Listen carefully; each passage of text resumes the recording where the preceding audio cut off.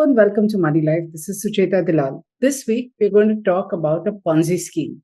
And for those of you who don't know, Ponzi schemes actually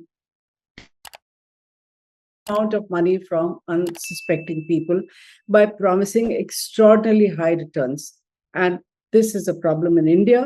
It continues. These are mainly unregulated, but it's also a global problem. In fact, the amount lost to Ponzi schemes is in billions of dollars. Okay, even when you look at India, it will be in billions of dollars converted from rupees to dollars, right? So, what are we talking about this week?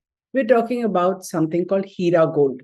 Now, Heera Gold is something that all of you may not have heard because it specifically targets the Muslim community.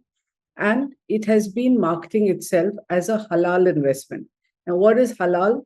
No, it's got nothing to do with meat, but halal means approved and allowed. So, approved by the community and the religion.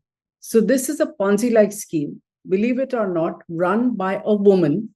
Her name is Dr. Noveera Sheikh, and she calls herself the chairman and CEO of this company. It's been in trouble for a long time. It was a craze from 2010 to 2014. What I'm talking about today is the return of Heera Gold in a new avatar.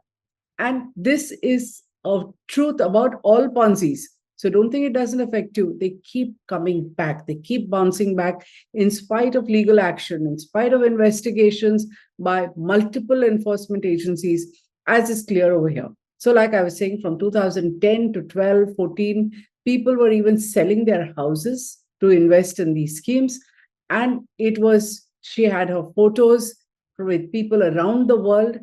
And people thought this is such an extraordinary opportunity. Here's a woman who calls herself a doctor and is finding ways to give mainly the Muslim community fantastic returns because they have serious restrictions on how they can invest their money. Now, what has happened last week?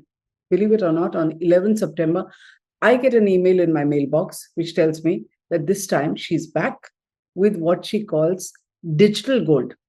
So this is a lady who was arrested in 2018. She's out on bail from 2019. She's being investigated by the Serious Frauds Investigation Office, the Enforcement Directorate. There's a lawsuit pending in the Supreme Court where hearings have been going on till June, July, and dates coming up. Nothing matters. Okay, she's back again. Relatively smaller, but the pattern here in Heera Gold is very similar to Sahara, very similar to PACL or Pearls, where in each of these schemes, people have lost over 50,000 crore. In Sahara, I have put the number at 80,000 crore. In PACL, it's 49,000 to 60,000 crore, depending on what is included and whether interest is included.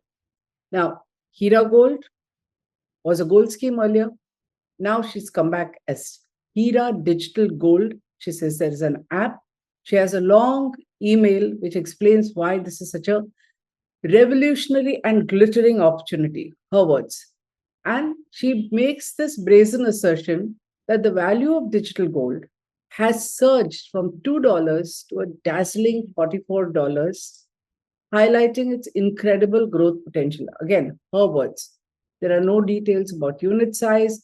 There are no details about where on earth has this big surge happened. And there are no details about anything that indicates how and why investment through her app is going to be safer or kept in closed vaults or whatever. The promotional mail has her email ID. I've written to her. There is no response. It claims digital gold through an app offers transparency, security, tracking, real-time value of holdings, all true in general. Is it true here? No details. She says it's stored in secure vaults, eliminating concerns about storage and safety.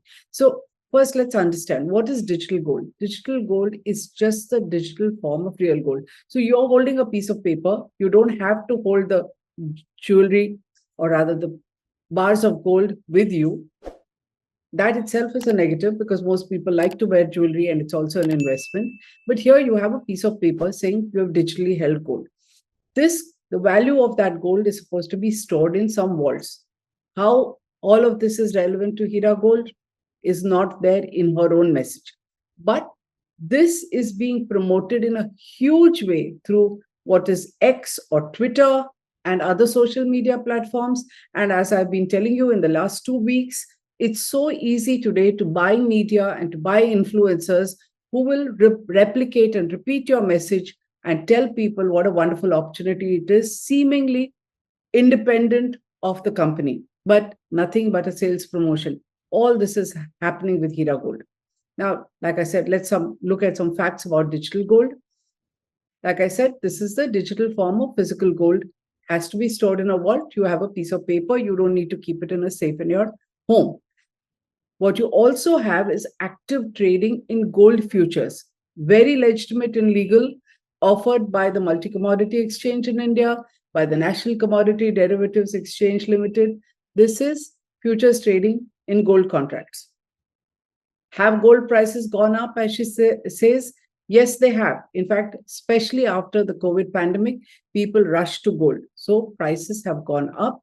I'm showing you a chart here which talks about how prices have moved from 2018. They have doubled. Okay, so from 2018, when it was about 31,000 for 10 grams of 24 karat gold, it doubled to over 61,000. But look at this chart: 31, 35, 48, 48. And in 2023, it had gone to 61,000 for 10 grams, and it's down from there. It's now below 60,000. So nowhere like $2 to $44. It has doubled, and we don't know what the unit prices that Heera Gold app was talking about. Our concern stems from the controversial background, like I said, of Heera Gold and the lady who has, people have to still recover hundreds of crores from her. And I'm repeating again that relatively Heera Gold is smaller, but if it has the audacity and temerity to come back in a new avatar so soon after its problems, while cases are still going on in the Supreme Court, while Enforcement Directorate is still attaching its property, it is something to worry about because it's going to keep growing and playing on people's greed. Now let's look at a bit of history. Started operations in 2010.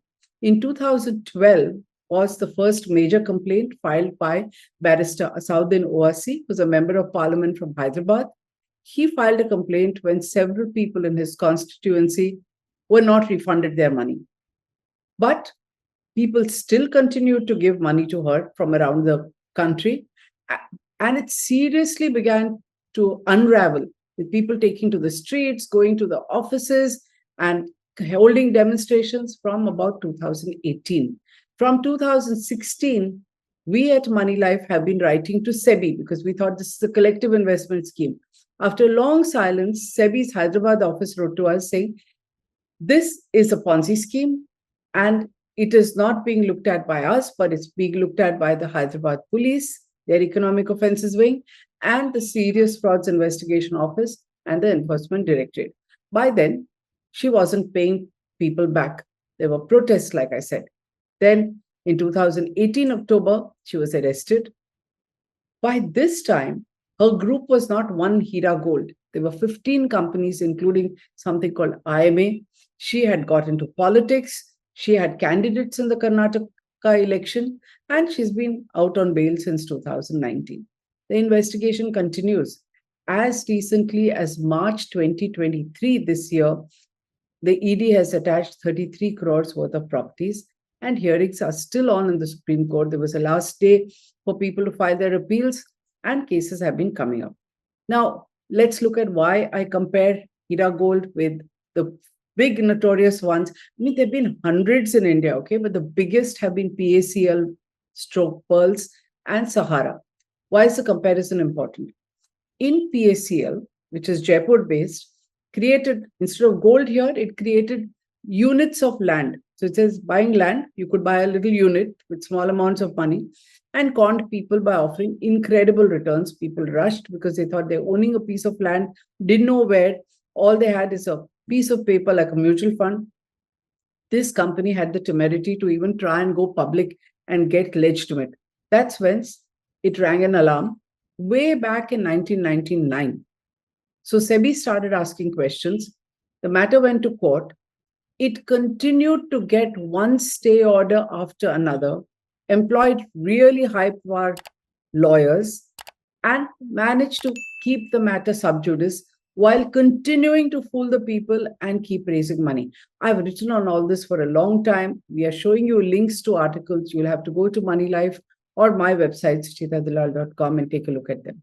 Now, the investigations continued, court cases continued. From 20,000 crore, its collection went up to 49,100 crore by 2016, when the Supreme Court finally issued a very hard-hitting order and said refund the money and appointed Justice R.M. Lodha, retired Supreme Court judge, to oversee this, and SEBI was supposed to look at it.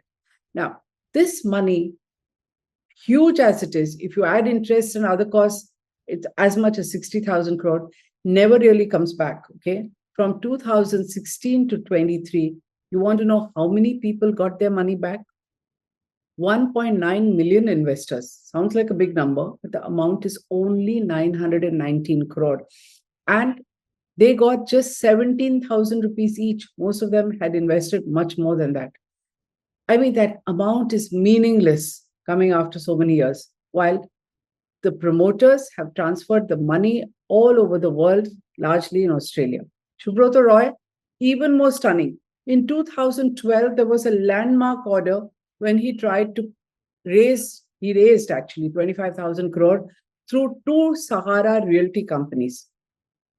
The Supreme Court said, give that money back, SEBI will supervise. Another Supreme Court judge was put in charge of handling it. While that case was going on, while Mr. Roy was arrested, spent a couple of years in jail, he's also out on bail, Sahara went ahead and floated 4 cooperative societies, which sort of fly below the regulatory radar. It's not under any of the major regulators. And you want to know how much it raised over the next few years, from 2012 to about 2020, when just before COVID, he couldn't make payments anymore, and the whole thing began to unravel and explode. 80,000 crore through 4 cooperative societies. This we have written about extensively. It came out because the Central Registrar of Cooperative Societies finally began to look at it, because Sahara, whose investors pre-2012 were unseen, unheard, unknown, was suddenly taking to the streets and holding protests all over, bombarding the regulators with complaints. Finally, you want to know what's happened? Remember the number, 80,000 crore. Now, this year, after another Supreme Court order, 5,000 crore has been taken from SEBI, a portal has been created, and people who have lost money are going to be paid back. Nobody has got anything as yet. It's going to start slow, just 5,000 crore out of 80,000 crore. What does it tell you? It tells you cannot be greedy, cannot fall for high-profile people. Use your head, think carefully, and Ponzi's will beggar you. So don't fall for these kind of schemes. Ponzi's such as Sahara, PACL, and Heera Gold, and hundreds and thousands of others in each state. You've heard about the Sharda scam, you've heard about alchemy. I'm not going to go into detail, but a common factor is the audacity of the founders, their political connections, their ability to use extremely expensive lawyers, and the fact that they spend humongous amounts on advertising, sponsorships, hire sports stars and film stars to spread their message. So you look at all this and say, bada company hai, if it's so big, it can't be fake. And that's why you make this big mistake, because you don't look at whether it's regulated, you don't look at whether there are returns, you don't look at where the money is invested. What happens is the same investors who ignore every negative report. I mean, remember, Sahara, Subrata Roy was in jail. People were unaffected. They gave so much of money. Same thing could happen in Heera Gold. And this is an early warning. So the same people who ignore every warning, who sell their house and put money here, begin to panic, turn hysterical, suddenly say, police are doing nothing, the government is doing nothing, journalists are not writing about it. And some of them get so desperate. In Sahara, several people have died by suicide. And The pattern is repeating. The very same investors succumb to greed and avarice and look for someone to blame. When you lose that money to a Ponzi scheme, to a money circulation scheme, to a MLM scheme, it never comes back. This is a simple lesson. If you believe what I said, it doesn't have to be only about Heera Gold. It is about many others. Please spread the word, share it with your friends, ensure that they don't lose money. And most of all, subscribe to this channel because we keep issuing these warnings well ahead so that you don't lose money. Thank you.